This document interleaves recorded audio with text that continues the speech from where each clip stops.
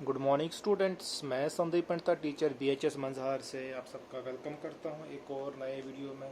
तो आज हम एक्सरसाइज 7.1 का क्वेश्चन नंबर 1 करने जा रहे हैं। तो क्वेश्चन नंबर 1 इस तरीके से, the angles of a quadrilateral are in the ratio of 3:5:9:13।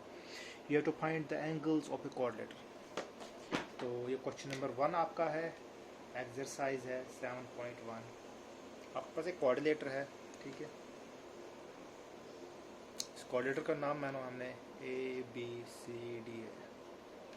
इसके एंगल्स जो है वो आपको रेशियो में दिए गए हैं 3:5:9:13, ठीक है। तो आपको एग्जैक्ट एंगल्स निकालने हैं। एंगल A कितना, एंगल B कितना, एंगल C कितना, एंगल D कितना है। तो ये क्वेश्चन जो आपको रेशियो में दिया है, सबसे पहले पता होना चाहिए आपको रेशियो क्या। आपको पता है रेशियो 2/5, इसको 2:5 रेशियो में लिख सकते हैं। 3/5, इसको 3:5 रेशियो में लिख सकते हैं। इसी तरीके से रेशियो जैसे कि हमारे पास, अब हम अगर क्वेश्चन की बात करेंगे, हम ये 3:5 है, हम इसको 3/5 में लिख सकते हैं।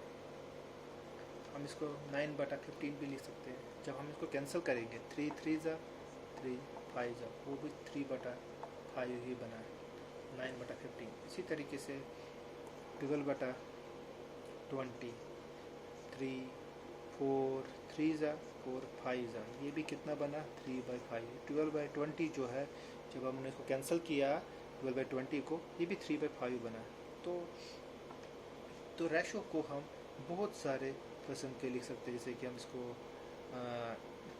9/15 लिख सकते हैं, 12/20 लिख सकते हैं, 15/25 लिख सकते हैं। ये सभी इसके रेशोज़ हैं।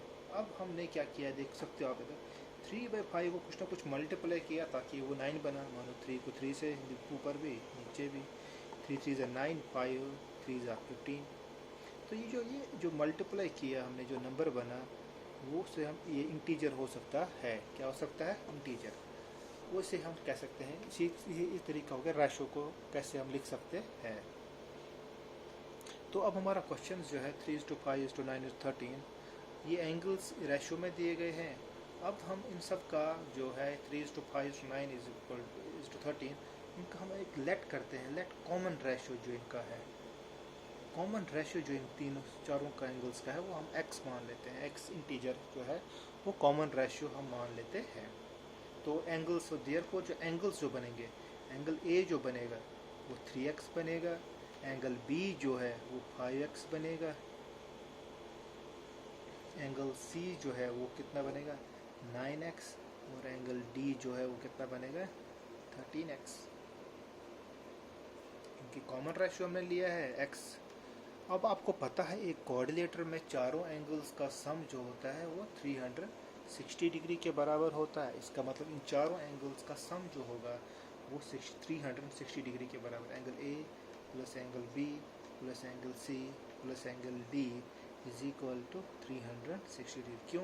क्योंकि angle sum property of a quadrilateral, ये कोऑर्डिनेटर के चारों एंगल्स का सम जो होता है वो 360 डिग्री के बराबर होता है, जबकि एक ट्रायंगल में तीनों एंगल्स का सम 180 डिग्री के बराबर होता है। तो angle A 3x, angle B 5x, angle C 9x और angle D 13x is equal to 360 degree.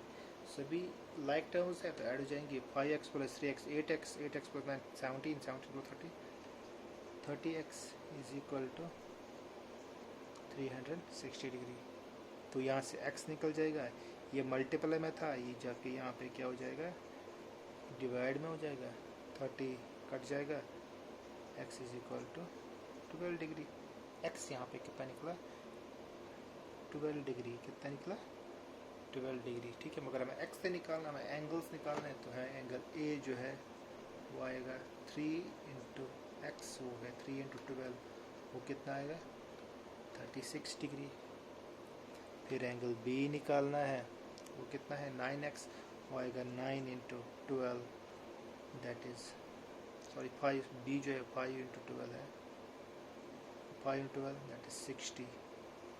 इसके बाद एंगल C आएगा, वो है 9 into 12, that is 108 degrees, and last one is the angle D, that 13x, 13 into 9, that comes out to be 9 3s are 27, 9 1s are 9, 117 degree.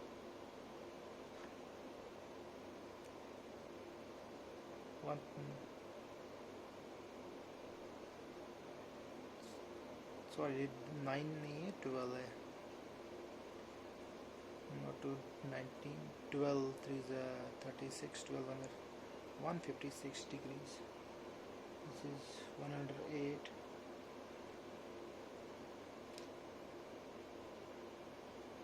9 2s are 18, 9 1s are 9, 10. ठीक है, तो angle A 36 degree, angle B 60, angle C 108 and angle D 156 degree. तो इस तरीके से हमने देखा कि जो एंगल्स है अगर हमको रेशो में करेंगे कन्वर्ट तो यही रेशो में आ जाएंगे 3:5:9, मतलब उनको अगर लोवेस्ट में देखेंगे वो इतना ही आएगा. तो ये था क्वेश्चन 1. Thank you.